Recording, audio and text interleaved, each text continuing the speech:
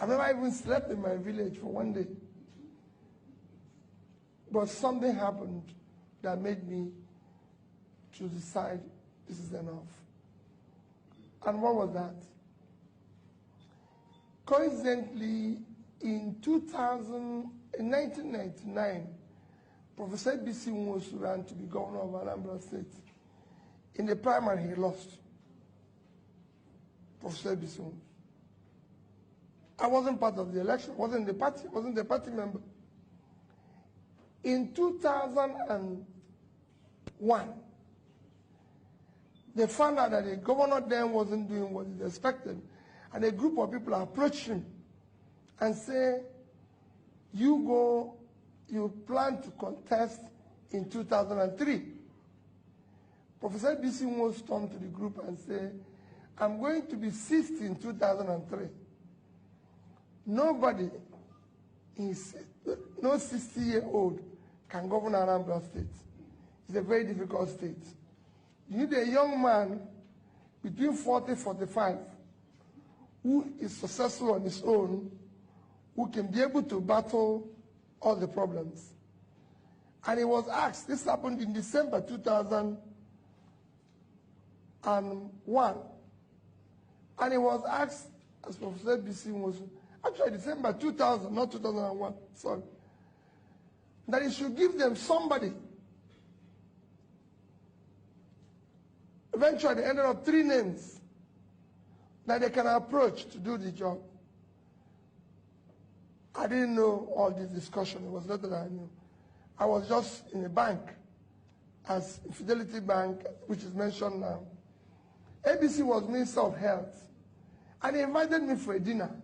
For me as a bank, I'm going to look for deposits. So I went to dinner. We finished talking. We never mentioned politics. We talked generally about Nigeria, my ideas about Nigeria and everything. And finished dinner, I left for Lagos. He didn't tell me about politics. I mentioned politics. We talked generally about Nigeria, my ideas about Nigeria and everything. And finished dinner, I left for Lagos. He didn't tell me about politics. But in April, the people went back to him. He told them, I have 3 candidates. 1, P2B, 2, P2B, 3, P2B. Go and look for him. The people came from his office to my office and talked about politics. And I told them I used the word, over my dead body. At 14, I was chairman of the bank. I was the highest investor in the bank. I had interest in 3 banks where I was seated on the board. I'm enjoying myself. I don't have anything. I fly every week. I go to London and come back first class. So what is this man talking? Go and get involved with this madness. That year, I had always done courses in various schools. Every year, I spent at least a week. Usually it's 2 weeks, 3 weeks in school. That's taking me to Harvard, to Columbia, Oxford, Cambridge. I've been to all of them. That year, I was going to Kellogg Graduate School to do a program that was for 6 weeks. So in June that year, I went to Kellogg. The man who founded Kellogg Graduate School, Professor Dean Jacob, it was his last year. He founded the school in 1957. 2001 was the last year he taught and retired. And he took us on what they call global economy.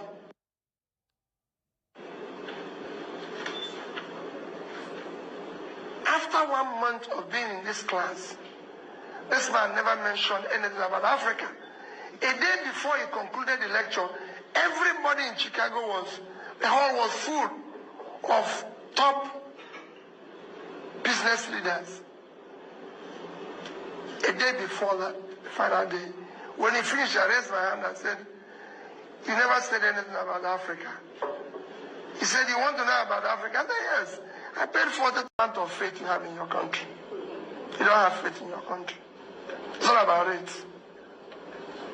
You don't have faith in your country. Economy is driven by faith. Nothing else. Anybody who says, I've been teaching this for several years now, is faith. It's hope. That is what those plans I'm talking to is all about. 10 years, 20 years. It's hope. Nobody's sure what is going to happen in 10 years. But countries do give their people hope. But there's a sense of hopelessness in your place. That's why you prefer this currency. I've served on various boards and various committees and everything. And he went on and on to tell me about his life. And he convinced me that Japanese people keep their money in yen, not the rates. Chinese, in Chinese yuan. Malaysians, in Malaysian ringgit. Singapore, in Singaporean dollars. He went on, then there was no euro. He showed me Italians, which their rate was worse, keeping Italian rate. Germans in marks, everybody needs. But the Africans don't keep it because they don't have faith in their continent. So they give it to the dollar and make the dollar stronger. Because they prefer to put their money here. Including America. Now he is a lecturer. He drives S-Class. The wife is the lecturer, he drives the Lexus. The daughter is the lecturer, drives the Lexus. The lecturers in your place don't drive such cars. They don't live such life. And they said to me, can I ask you for a favor? Just to tell you so. I said, yes. He said, go back to your country and participate in building public wealth. Public wealth enriches everybody. Individual wealth impoverishes everybody. All of you want to make private money. It does not enrich. So, you can imagine how I feel. He turned to me and said, Peter, can you give me 10, 20-year plan of your country? You know, the hall was full. I was courageous enough. I said, yes. Even when I know there was not even tomorrow. Next once for 1 month. I said, yes. He said that you can only do that when you have countries. If you have America, they have 10-year plan, 20-year plan, 30-year plan. You don't see it in African countries. That's why it's in my country. When I know it wasn't there. See, have I ever seen any car manufacturer talking about African specification? So you have European specification, Gulf specification, Asian specification, American specification. You know why? Nobody plans with Africa. Say, join me for lunch. So I joined him for lunch.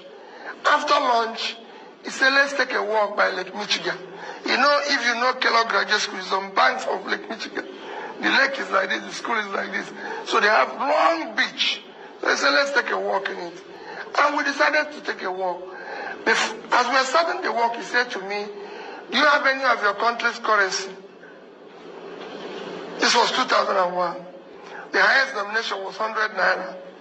I brought it out. I gave it. He said, how much is it? I said, 100 naira. He brought out $100. He said to me, which of these two currencies do you prefer? I told him dollar. He said, why?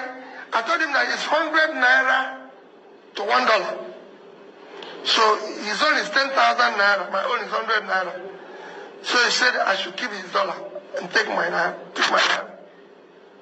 So he gave me $100 for 100 naira. After we walked a little while again, he turned around to me and said, Peter, you still have the money? I said, yes.